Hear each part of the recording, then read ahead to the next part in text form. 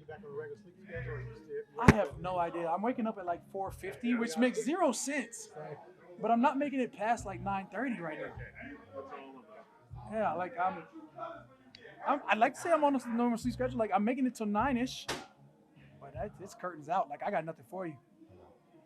Kim, you guys played Geno last year. Why is he so much better this year? Um, one more year of comfortability in the system that he's in. You feel like last year he was more like I wouldn't call him a fill-in, but a fill-in, right, for Russell. And then now Russell's over at the Broncos, and now it's Geno's team, and they got the go ahead early on, and I think they've been riding with them. Does their offense look different? Does it look more catered to him than Russell? That being said, yes and no. At the end of the day, it's still going to be about us. It's still going to be about our defense and how we can affect him. I do think that they've changed up their offense a little bit. And I think Penny's running really well right now. I think DK Metcalf in his roles that he excels in, they utilize that. And then of course you got Tyler Lockett. So there's things that we have to be aware of to try and get a win. How have you guys been able to affect the quarterback the last couple of games? Because you start out slow with sacks, but now they seem to be piling up. Yeah, I mean, the first game plan, I think everybody knew we were trying to contain the quarterback. This one is going to be similar. I mean, Geno is deceptively faster than what you think he is. And, in my mind, the more D linemen, the merrier. But we have a game plan that's being put in, and I think that it's going to do well for us. Cam, when the team's 1-3, how do you guys make sure you're taking a long view and just saying, like, it's not time to panic right now, we still got time to panic? I think it's always time to panic when you're not getting a win on the column, right? I mean, there's something that needs to be cleaned up. And even in wins, there's something to be cleaned up. We're striving to be a perfect team, and we're far from it. I think that we have self-inflicted wounds in terms of penalties, elongating a drive. Whether you like to, disagree with the call or not, is what it is. We're penalized on third downs. We could be off the field. We give our offense another chance at putting points on the board. So at the end of the day, we just got to tighten up what we need to do. All these games have been winnable. At the beginning of the fourth quarter, for almost all of them, they've been within striking distance. If not, the lead has been taken in the fourth quarter now. So again, we're in each and every one. We have to be able to close out all 60 minutes. How frustrating is that game? Because you guys in the past have, not many self-inflicted wounds. You're a disciplined team, and in 4 games, a lot of that is happening for you, to you guys. I think I saw a stat. We might be the second most penalized team in the league, and that's something that we can take care of. That's an in-house situation.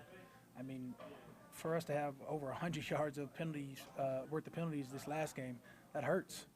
So going forward, I mean, we eliminate half of those, we're going to be in a far better place. And when we talk about paying attention to details and stuff like penalties, is there a difference in the attention to details this year from years past? No. I think, if anything, there's going to be a specific way that we hone in on our values. In terms of technique, I think we've got some new faces or whatever that may be the case. And what we do at practice and how we try and perform, I don't think that standard has dropped off. That's something that we just have to elevate.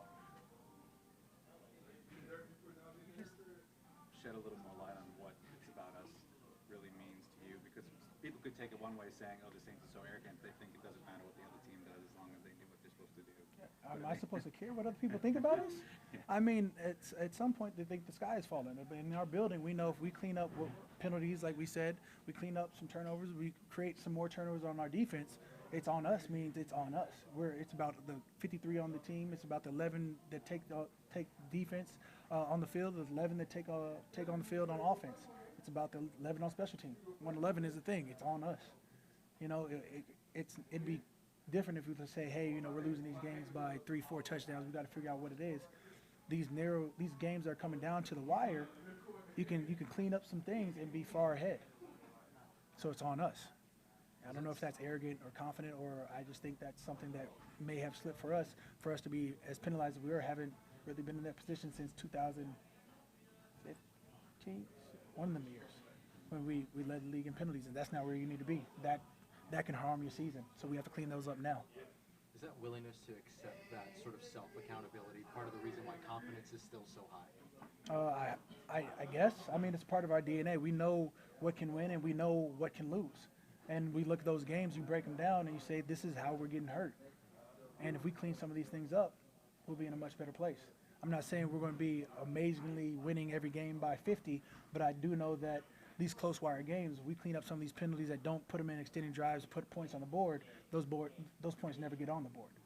And so we're losing by 3, we're losing by 4, we're losing by 2, and all of a sudden we're up by 7. Then these are things that switch around.